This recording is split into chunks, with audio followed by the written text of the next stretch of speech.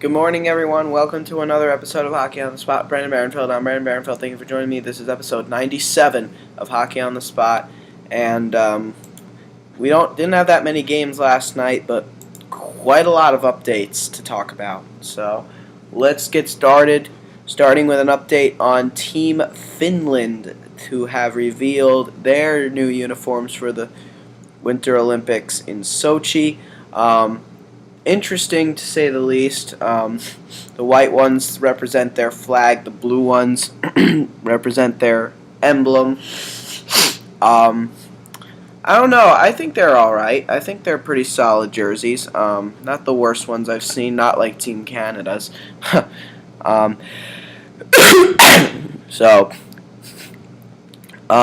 Yeah, interesting looking uniforms for sure. In an effort to prevent foot injuries, Calgary Flames general manager Jay Feaster has mandated that his players wear shot blockers. This move is a reaction to Mark Giordano's broken ankle and Lee Stempniak's broken foot, but according to the NHLPA, is a violation of the CBA. As per the CBA, no team can make a piece of equipment mandatory, and any changes must go through an NHL review process. The NHLPA's main problem is the potential consequences that comes with teams attempting to bypass the system set in place. So, very interesting right there. We'll see what happens as time goes. And we'll see what happens as time goes on.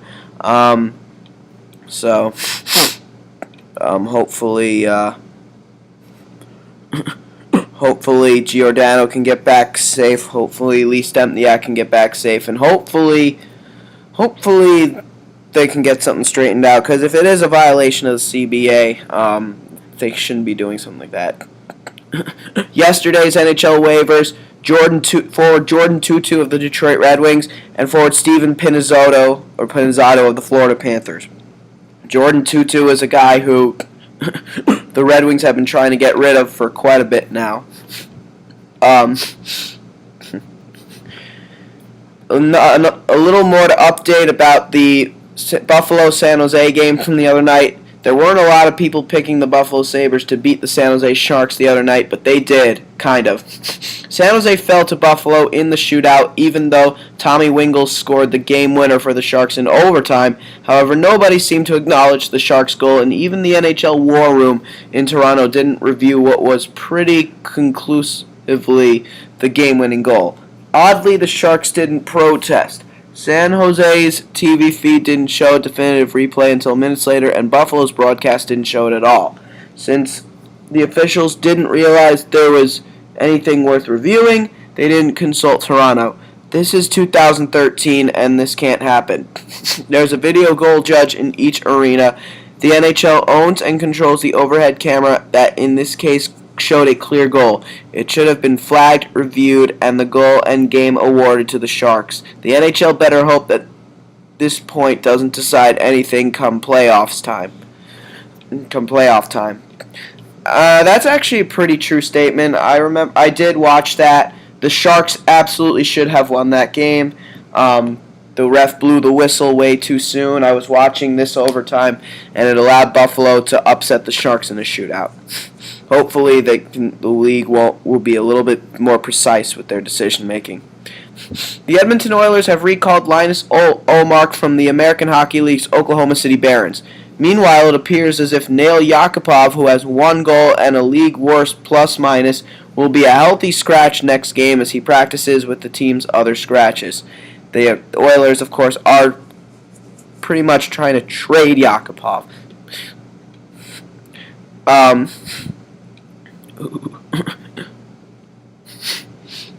So we'll see what happens there.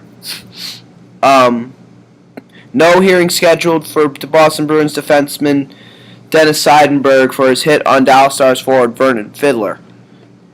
The Toronto Maple Leafs have signed forward Jared Smithson to a one-year contract. Smithson had been on a professional tryout with the American Hockey League's Toronto Marlies, in which case they would have also sent Trevor Smith down to the Toronto Marlies. Smithson, of course, is a veteran in this game and a clutch center. He wins a lot of face-offs. guy who could actually score clutch goals very rarely. But he may be small, but he'll be a vital part for the Toronto Maple Leafs, and he'll also help out their penalty killing. He's a penalty killing forward, a defensive forward, and he'll help out the Leafs defensively, that's for sure. Edmonton Oilers brass Mark Messier, Kevin Lowe, and general manager Craig McTavish in New York for the second New York Rangers game in a row. Edmonton media is reporting they are scouting a number of Rangers defensemen, including Mark Stahl and Dan Girardi. I don't see the Rangers ever giving up those two. We'll make more Stahl. I don't think they'd give up Stahl, and I don't think they'd give up Girardi, even though Girardi is having a bad season so far. So we'll see. It'll be really interesting for sure. The Carolina Hurricanes have reassigned Elias Lindholm, who was selected 5th overall at the 2013 NHL entry draft, to the American Hockey League Charlotte Checkers, and have recalled Chris Terry from Charlotte. Lindholm hasn't exactly blossomed that soon yet. He definitely needs a little more work, for sure. He'll get some time in the American Hockey League to refine his game, but I don't think this is the last we've seen of Elias Lindholm this season, to be honest with you. I really think he will be called up again at some point. This is not the last we've seen of this kid. He's going to blossom into a star. Columbus Blue Jackets forward Nathan Horton, who had off-season shoulder surgery, skated for the first time since June yesterday and is expected to return in 6 to 8 weeks. That is great news for the Columbus Blue Jackets. They need him right now. Their season is not going too well at the moment. They definitely need him. He's going to be an excellent power forward for them. That's for sure. Ottawa Senators defenseman Erik Karlsson had this to say on Montreal Canadiens defenseman PK Subban. I cannot hate someone who is better than me. Tell us, who will win the Norris Trophy as the best defenseman this season? Erik Karlsson, the 2012 winner, PK Subban, the 2013 winner, Chris Letang, Ryan Suter, Shea Weber, Zdeno Chara, Oliver Ekman-Larsson, Alex Pietrangelo, Duncan Keith, or someone else. It's going to be an interesting race and one to watch, that's for sure. That is definitely for sure.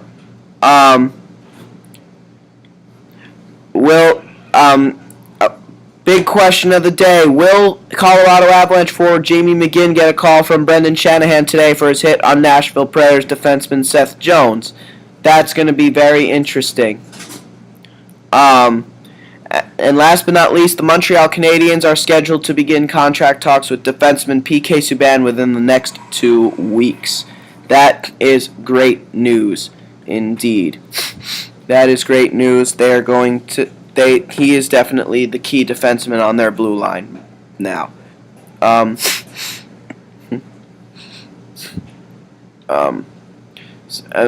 all that being said, let's now get to the games. 4 games last night, and a lot of them blowouts. The winner in each game scored 5 or more goals, and 3 out of the 4 losing teams only scored.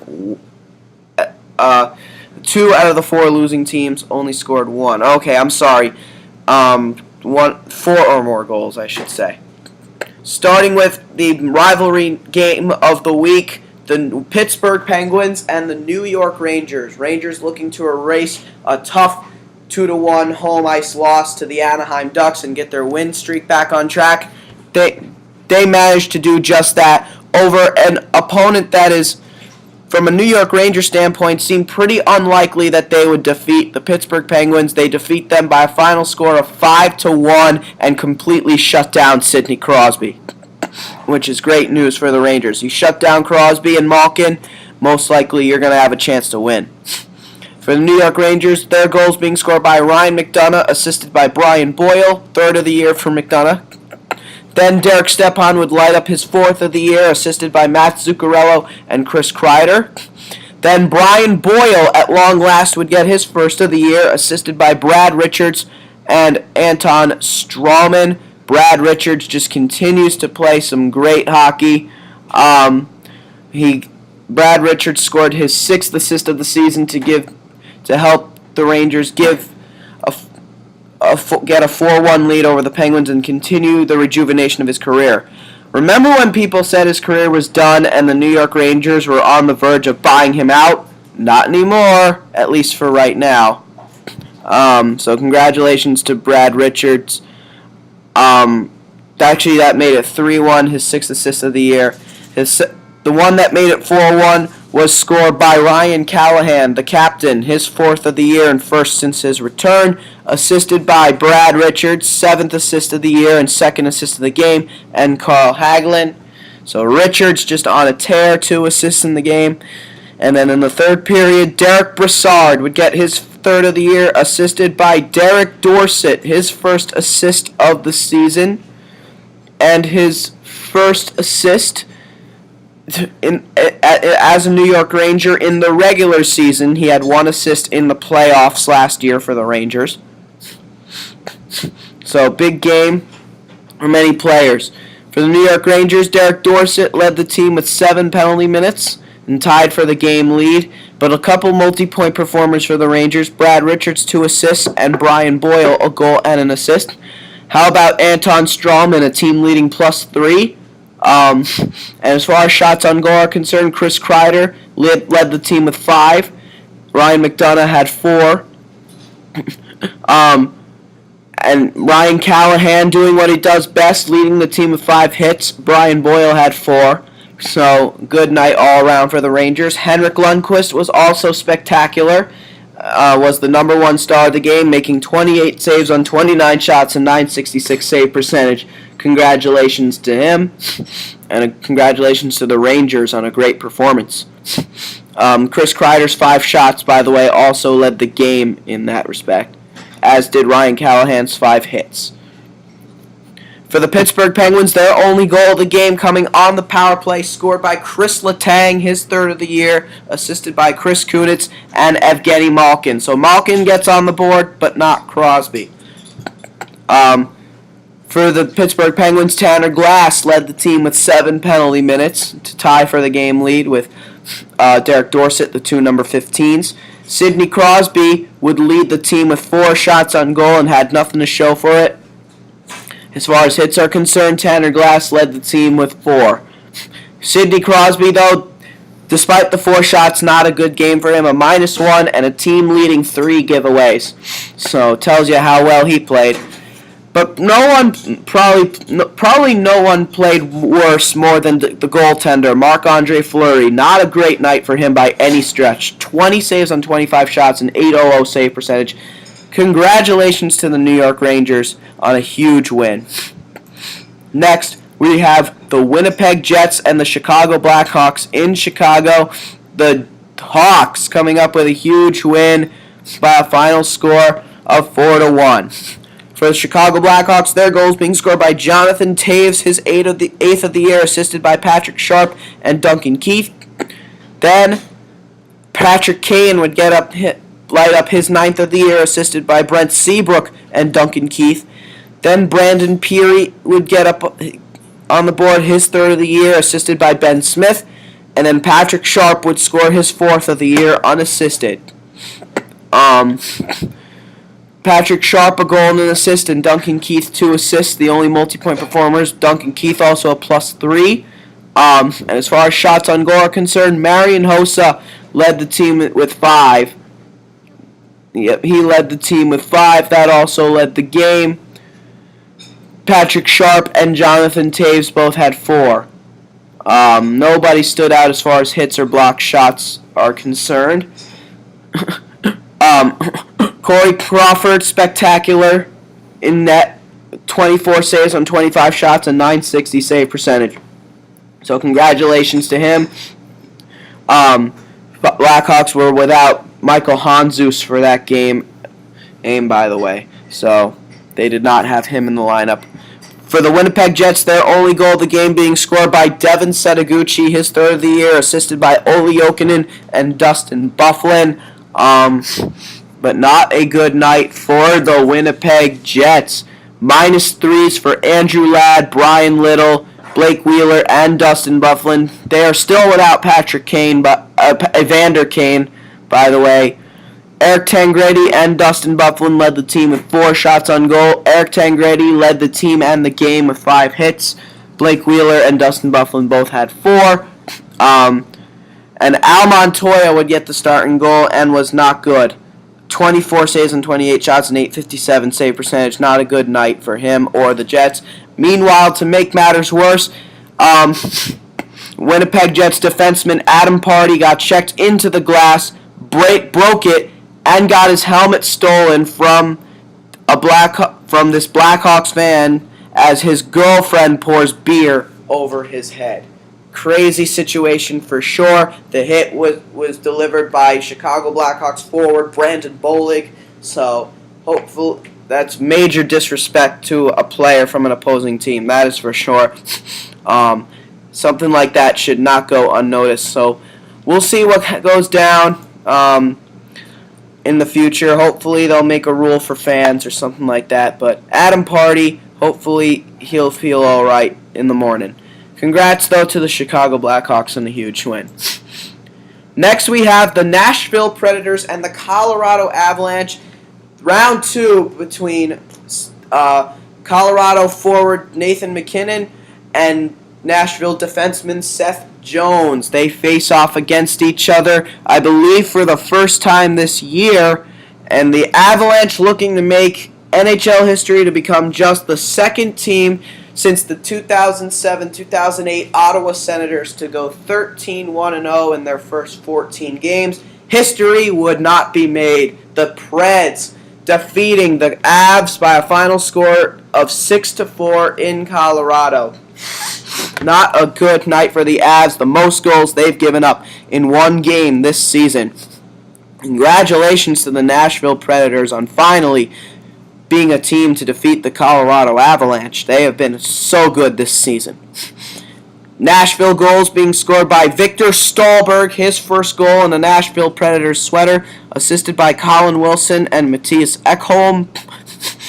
Then Craig Smith would light up a power play goal, assisted by Colin Wilson and Ryan Ellis. Then Paul Gaustad would get up on the board, his third of the year, assisted by Philip Forsberg. Then Colin Wilson would get a power play goal for his second of the year, assisted by Ryan Ellis and Roman Josi. Roman Josi in the lineup for this game, and this is his 5th game back, his first point of the season. Then after that, Colin Wilson would break a 4-4 tie with his third of the year, assisted by Victor Stahlberg, his first assist of the year and first assist in a Preds uniform, and David Legwand. And then 1942 into the third, 18 seconds to go into the game, Gabriel Bourque would get his first goal of the season via an empty netter, assisted by David Legwand. So a 4-point night by Colin Wilson leads the Preds to victory over the Avs. Seth Jones coming out on top over Nathan MacKinnon once again. Colin Wilson, 2 goals, 2 assists. That's 4 points. That led the game. He was not the only multi-point performer, though. Ryan Ellis, 2 assists. David Legwand, 2 assists. And Victor Stahlberg, a goal and an assist. So a great night all around. Victor Stahlberg's play was exceptionally well. He was the third star. In addition to the goal and an assist, 6 shots on goal. That led the team and the game. That led the team in shots on goal. And 4 shots for Gabriel Bourque. That was the second most. And how about Kevin Klein? 4 block shots. That's real standout right there. Carter Hutton got the start in goal, and he'll be getting a lot more of them with Pekka Rinne out with an E. coli infection in his hip. But Hutton, though not a tremendous performance, but still good enough to get the win. 27 saves on 31 shots and 871 save percentage. So way to go, Nashville. For the Colorado Avalanche, their goals coming from P.A. Parenteau, his 5th of the year, assisted by Matt Duchene. Then Ryan O'Reilly would get his 5th of the year, assisted by P.A. Parenteau and Matt Duchene. Then Paul Stastny would get his 5th of the year, assisted by Jamie McGinn. And then Matt Duchene would get his team-leading 10th of the year, assisted by Cody McLeod and Corey Sarich. Matt Duchene, a goal and 2 assists. That's 3 points. He was the best player for the Avs, second star of the game. P.A. Parenteau, a goal and an assist. He was good too. Eric Johnson took a 10-minute misconduct in the game exactly at the end of the second period, so 10 penalty minutes for him to lead the game in that regard. Ryan O'Reilly led the team and the game with 8 shots on goal. That is unbelievable. The next closest was Paul Stastny with 4. How about Jan Hejda? He played a solid game. 6 hits to lead the team and the game. Corey Sarich would have 5. That was also really good.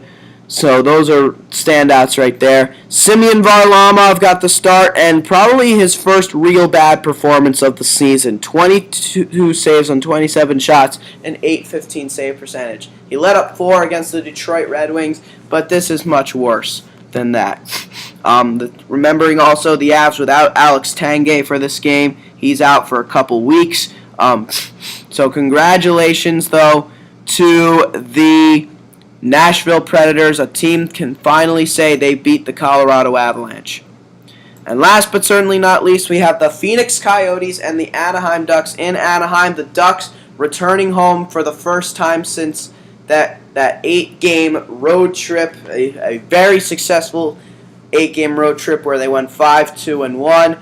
They are atop the NHL standings. They have the most points of any team, and they maintain that position because the Avalanche lost, and they pick up a win by a final score of 5-2 over the Yotes. A game that started off slow for the Ducks.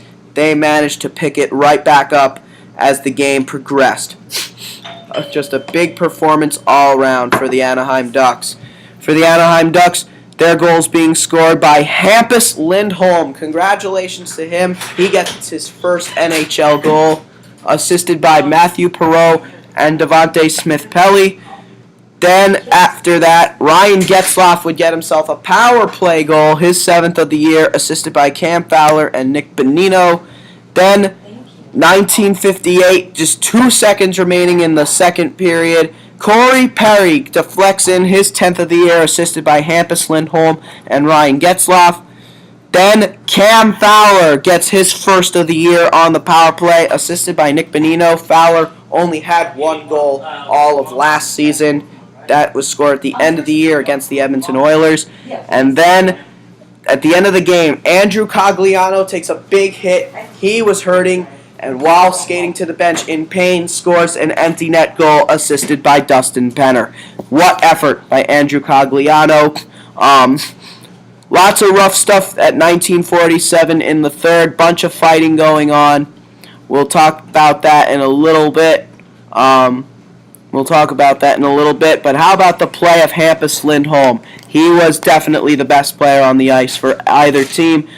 He had a goal and an assist, as did Cam Fowler and Ryan Getzlaf. So those guys, a goal and an assist. And Nick Bonino, 2 assists in the game. So great performances all around. How about the penalty minutes? Luca Spiza led the team with 10 minutes in penalties. He got a 10-minute misconduct in the game. And Kyle Palmieri had 5, a guy who doesn't normally fight. How about Ryan Getzlaf? Team and game leading 6 shots on goal in the game. Corey Perry had 4. So congrats to him. Leading the way in hits was Brian Allen and Devontae Smith-Pelly. They both had 4. Jonas Hiller, good performance for him. 24 saves and 26 shots and .923 save percentage.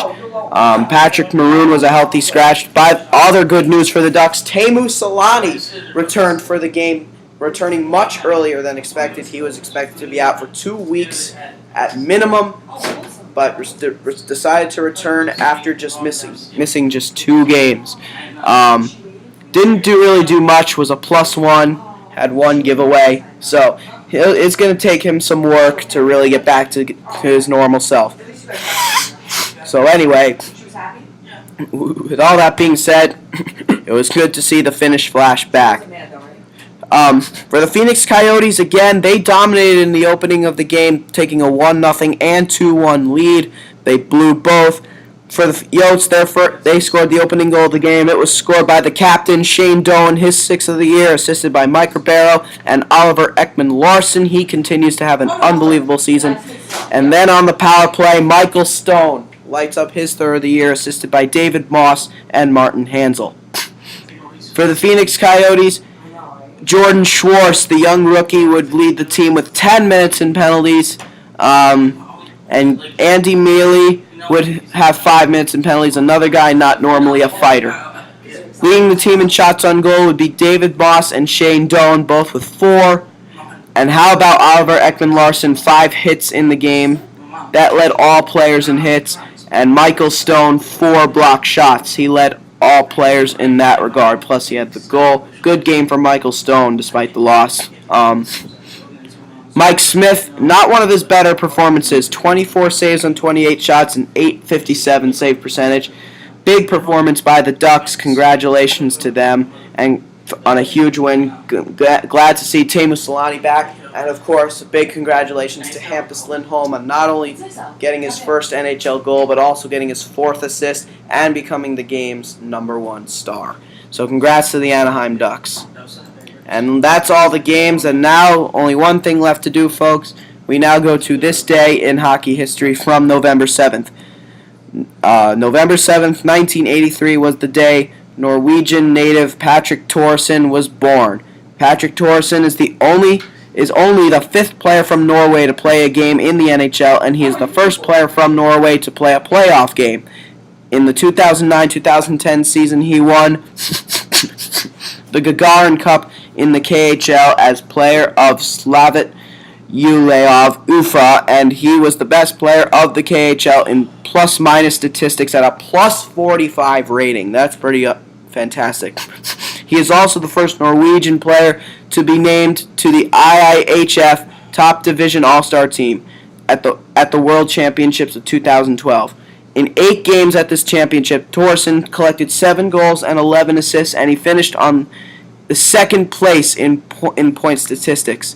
The only player to finish ahead of him in 1st place was Pittsburgh Penguins forward Evgeny Malkin, who had 19 points, 11 goals, and 8 assists, but he played 2 more games. So, big achievement for a player from Norway. Norwegian players not normally known for getting big numbers and getting that kind of recognition. So, big moment in the NHL history as far as I'm concerned.